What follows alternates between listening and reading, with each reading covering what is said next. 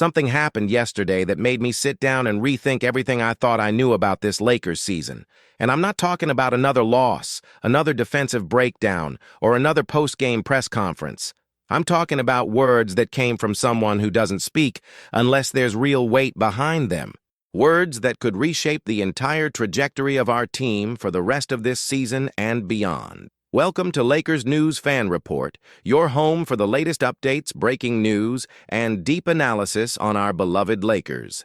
This is where you get the inside scoop before anyone else, where we break down every move, every decision, and every rumor that matters to our purple and gold. Make sure you hit that subscribe button and turn on notifications because what I'm about to share with you today is something you absolutely cannot miss. Let's set the stage. The Lakers are currently sitting at 23-14. On paper, that looks solid, right?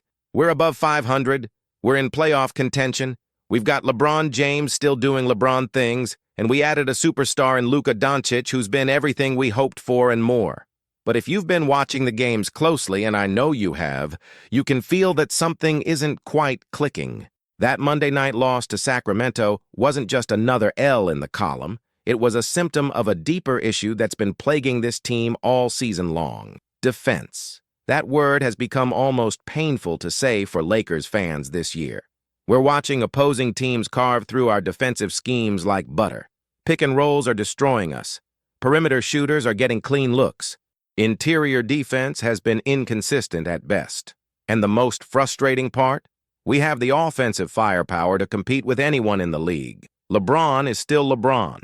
Luka is putting up MVP caliber numbers. But basketball is a two-way game, and right now we're only showing up on one end of the floor. The Western Conference is brutal this year. Every single night is a war. You've got the Thunder playing at an elite level. The Nuggets are always dangerous. The Timberwolves have that defensive identity we're desperately searching for. And here we are, talented as ever, but sliding down the standings because we can't stop anybody when it matters most. That's the reality we're facing. That's the truth that keeps me up at night as a Lakers fan. Now here's where things get interesting. In the NBA, solutions don't always come from within. Sometimes you need to make bold moves, shake things up, take calculated risks that might be unpopular in the short term, but necessary for long-term success. And that's exactly what's being discussed right now in circles that matter. Rob Pelinka and the Lakers management have been working behind the scenes, evaluating options, having conversations, exploring every possible avenue to address our defensive deficiencies. But before I tell you what's really going on, let me give you some context about where we are as a franchise. This isn't 2020 when we had that championship defense led by Anthony Davis at his absolute peak. This isn't even last year when we made that run to the Western Conference Finals. This is a different team with different strengths and different challenges. We've built an offensive juggernaut around 3 elite shot creators and floor spacers. The problem is that modern NBA defense requires versatility, length, switchability, and a defensive anchor who can protect the rim and orchestrate the scheme from the back line. Anthony Davis has been good, don't get me wrong, but he's being asked to do everything on both ends. He's our primary interior defender, our help defender, our pick-and-roll coverage guy, and oh, by the way, he also needs to score 25 points per game on offense. That's an impossible burden for any player, even someone as talented as AD. We need help. We need another elite defensive presence who can take some of that weight off Davis's shoulders and allow him to be more effective in both phases of the game. Enter the conversation about roster construction and asset management. Every team has players they value, players they believe in, players who have earned their place in the rotation through performance and loyalty.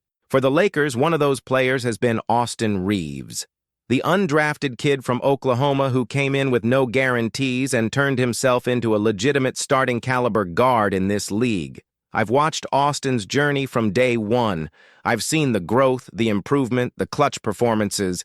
He's become a fan favorite, and rightfully so. This season, before his injury, Reaves was playing at an all-star level.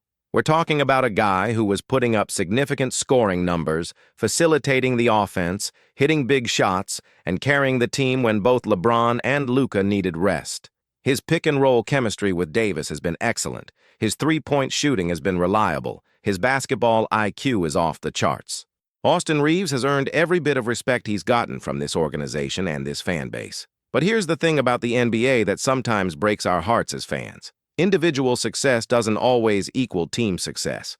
Having good players doesn't always mean you have the right combination of players. And sometimes, the best move for the franchise isn't the most popular move with the fans. Sometimes you have to trade players you like, players you've invested in, players who bleed purple and gold because the roster construction demands it. So let me get to what's actually happening. Rich Paul, LeBron's agent, and one of the most influential voices in basketball, went on the Game Over podcast recently and said something that sent shockwaves through the Lakers community. He specifically mentioned that if he was running the Lakers, he would be targeting the Memphis Grizzlies as a trade partner, and not just any player from Memphis. He specifically named Jaren Jackson Jr. as the ideal acquisition for this Lakers team. Now, before I go further, let me tell you why that makes perfect sense from a basketball perspective. Jaren Jackson Jr. is a former Defensive Player of the Year. Let that sink in. Defensive Player of the Year. He's 6'11" with elite shot-blocking ability, perimeter defense skills, and the versatility to guard multiple positions. He can protect the rim, switch onto guards, and anchor an entire defensive scheme. Offensively, he's a legitimate three-point threat who spaces the floor and doesn't need plays run for him. He's exactly what this Lakers team needs to take the next step. But here's where the story takes a turn that's going to make some of you uncomfortable. Rich Paul didn't just talk about Jackson as a target. He also addressed how the Lakers could actually make this happen. And that's when he brought up Austin Reaves as the potential centerpiece of the trade from LA's side. Paul talked about how there's a way to do what's best for the team while also doing what's best for Austin. He mentioned that Reaves deserves to get paid, that Memphis would absolutely pay him, and that Austin could become their leading scorer and primary ball handler in Memphis. This is real. This isn't some random social media speculation or hot take from a talking head who doesn't know basketball. This is coming from Rich Paul, a guy who doesn't speak carelessly, a guy who has relationships with every major decision-maker in the league, a guy who understands exactly what the Lakers need to compete for a championship. When Rich Paul talks about trade scenarios on a podcast, trust me, those conversations have already been happening behind closed doors. Now, I want to break down why this trade makes sense from multiple angles, even though I know many of you are already feeling emotional about the possibility of losing Austin. From a Lakers perspective, Jackson solves our biggest problem immediately. Our defensive rating would skyrocket overnight. We'd have a legitimate rim protector who allows Anthony Davis to be more aggressive and take more risks defensively. We'd have someone who can guard the Nikola Jokic, the Joel Embiids, the dominant big men who have been killing us all season. And offensively, Jackson's three-point shooting maintains our spacing while adding a different dimension to our attack. From Austin's perspective, this could actually be a blessing in disguise. He's currently playing behind two of the greatest offensive players of this generation in LeBron and Luka. His usage rate is limited because of that talent around him. In Memphis, Reaves would immediately become the #1 option. He'd have the ball in his hands constantly. He'd be asked to create, score, and lead an offense. The Grizzlies would pay him like a star because that's what he'd be for them. His next contract would be significantly larger in Memphis than what he might get in Los Angeles, where he's the 3rd or 4th option. And from Memphis's perspective, they're a team in transition. They've got young talent, but they need more offensive creation and perimeter scoring. Reaves gives them exactly that. He's proven, he's durable when healthy, he's affordable right now, and he fits their timeline perfectly. It's the kind of trade where everyone gets something they need. Let me address the defensive concerns about Austin, because this is part of the equation that makes this trade make sense. Reaves is not a bad defender, but he's not an elite defender either. He tries hard, he's smart positionally, but he doesn't have the physical tools to consistently stop elite scorers. And when you're playing next to LeBron and Luka, both of whom have their own defensive limitations at this stage of their careers, you need more from your supporting cast on that end. Offensively, there's also the argument that Austin's skill set overlaps too much with what LeBron and Luka already provide. We have 3 ball-dominant creators, and sometimes that leads to diminishing returns. I want to talk about the broader implications of this potential move. The Lakers are in win-now mode. LeBron is 39 years old. We don't have 5 years to develop young players and wait for things to click. Every season matters. Every playoff run matters. And if the management believes that Jaren Jackson Jr. gives us a better chance to win a championship this year and next year than Austin Reaves does, then they have an obligation to explore that option. That's not disrespectful to Austin. That's just the business of basketball. The timing of all this is also crucial. Reaves has been out with an injury for the past couple of weeks and is expected to miss more time. That actually creates a window where this trade could happen without disrupting the team's current rhythm. The Lakers have been playing without him, adjusting rotations, finding different combinations. If a deal were to go down, the transition would be smoother than if Austin was in the middle of a hot streak. Now let me be clear about something. I love Austin Reaves as a player and as a person. What he's accomplished in this league is remarkable. He represents everything we want to see in a Laker: heart, hustle, improvement, clutch performances, loyalty. If this trade doesn't happen, I'll be thrilled to have him back in purple and gold. But if it does happen, if the Lakers decide that Jaren Jackson Jr. is the missing piece that takes us from pretender to contender, then I'm going to trust that decision and support it fully. The fascinating thing about all of this is that it shows the Lakers are serious about fixing their defensive problems. They're not sitting back hoping things magically improve. They're actively exploring significant moves that would completely change the identity of this team.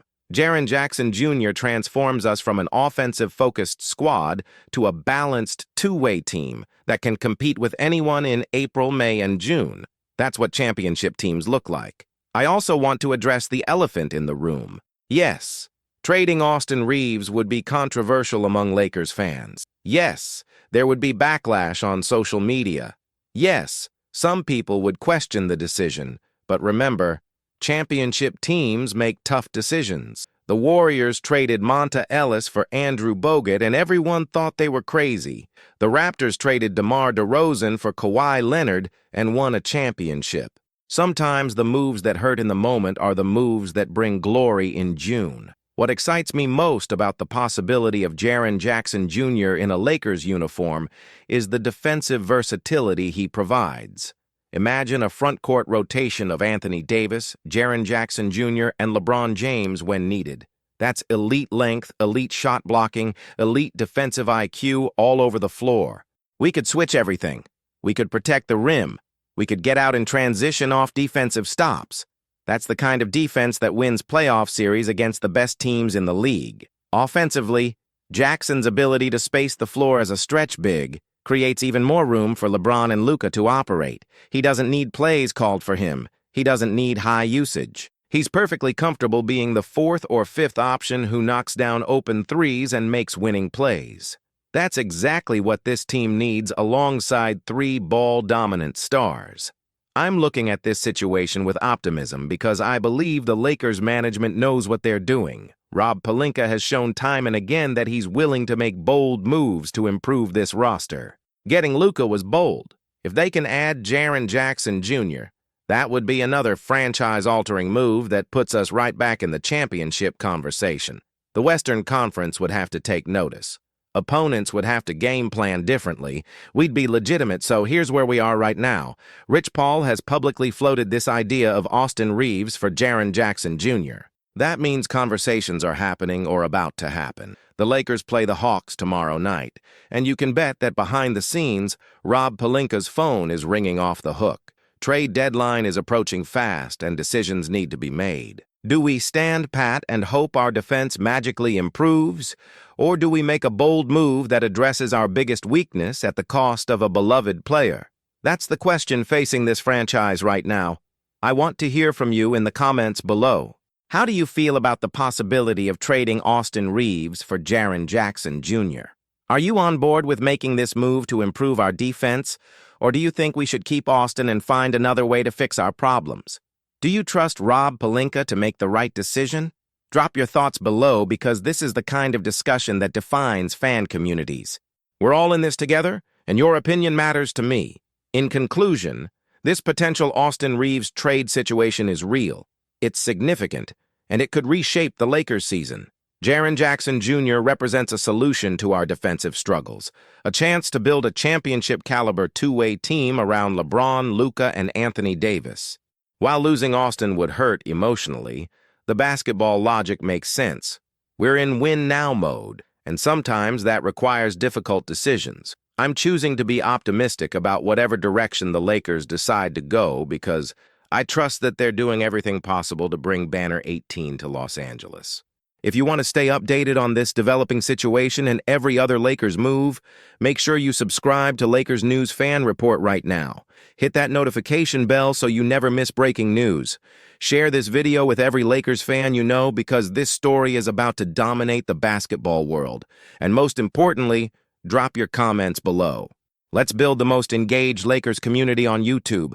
Together, we're going to ride this season wherever it takes us. Until next time, let's go Lakers.